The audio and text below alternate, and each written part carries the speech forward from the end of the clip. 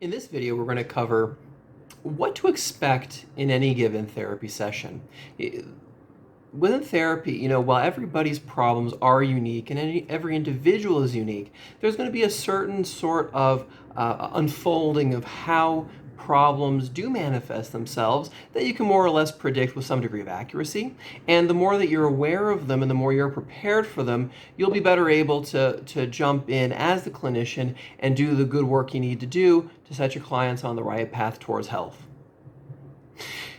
What's interesting is that this pattern is a bit of a paradox, because you'll have clients come in who, they have real problems, and they within the first session or two are very much spelling out the issues that are plaguing them.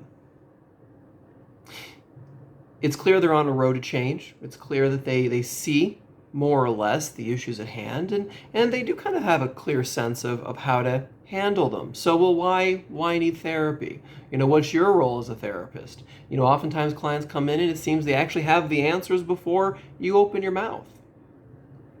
But as soon as you start exploring what these problems are, and when the person confronts them more readily in their life, what starts to happen is things begin to shut down. Anxiety builds, symptoms mount. And here's where the reason and the importance of therapy comes in, because the person is going to start using the various defenses that they've been using for months, years, or maybe all their life to try and sort out the tough feelings they're having. And this is the trip. This is the hiccup in their life story. This is what ultimately is causing the problems that they're having. It's their response to the anxiety and the fear, the use of the different defenses that they have, the succumbing to the cognitive distortions, the avoidance techniques they're using, that ultimately increase the problems, or maybe even create them to begin with. In many ways, the problems a person's having in life can be framed within the relationships they're having. That it's not necessarily the anxiety or the symptom, but it's where it exists in their life, that it's standing between them and having meaningful relationships, whether it's a meaningful relationship in marriage or with friends, or even something more superficial but still meaningful, relationships with a boss or coworker.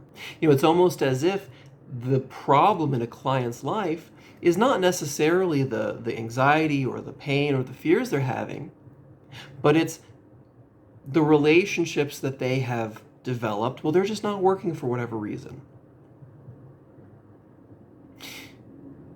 Taking this one step further, many clinicians almost refer to this as the triangle of conflict.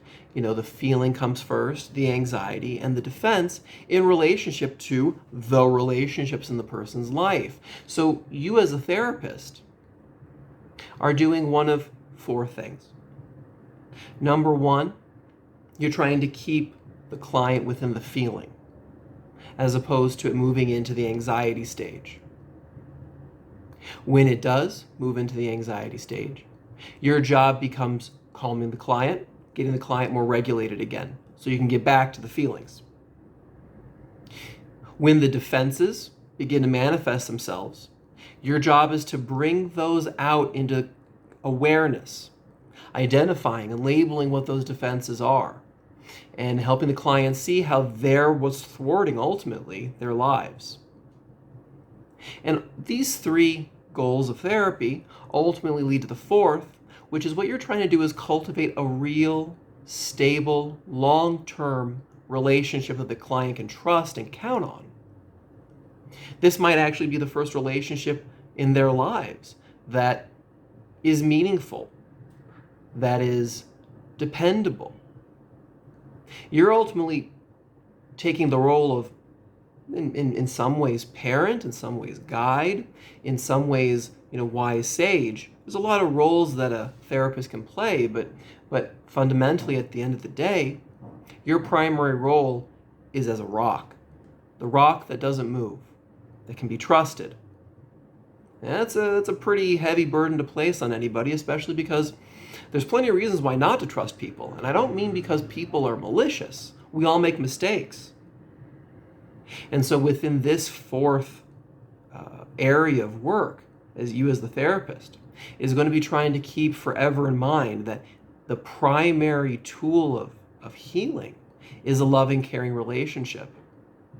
And this is actually one reason why it's so important to have supervision and to have gone through a therapeutic experience yourself, because in many ways your client is going to learn that this trusting relationship is going to have problems too.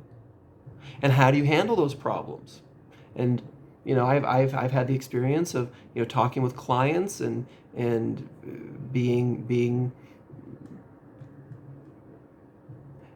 the mother that harmed them, being the father that abandoned them, being looked at as the children who made fun of them. But as the therapist, what you need to do is stay centered. You can't abandon this client, because that's what everyone has done their entire life. And it's by maintaining that stance, by maintaining that resolve, by being the longest relationship some people have ever had, that's where the healing comes in. And slowly the defenses are deconstructed, the misconceptions, the cognitive distortions, the avoidances are pulled apart, and better, more effective behaviors are put in their place. The anxiety is reduced, if it ever starts coming about at all. And ultimately, a person's able to remain in their feelings long enough, courageously enough, that they're able to take the wisdom that they need to take out of those feelings to be effective in their lives and to lead meaningful lives where they're following after the values that they hold dear. That's the roadmap of therapy. That's what to expect in basically every session. If you found this video helpful, go ahead and give it a like. If you want, you can check out my Patreon account also. And if you want to shoot me a message, you can leave a comment in the comment box or check out my website and send me an email. See you in the next video.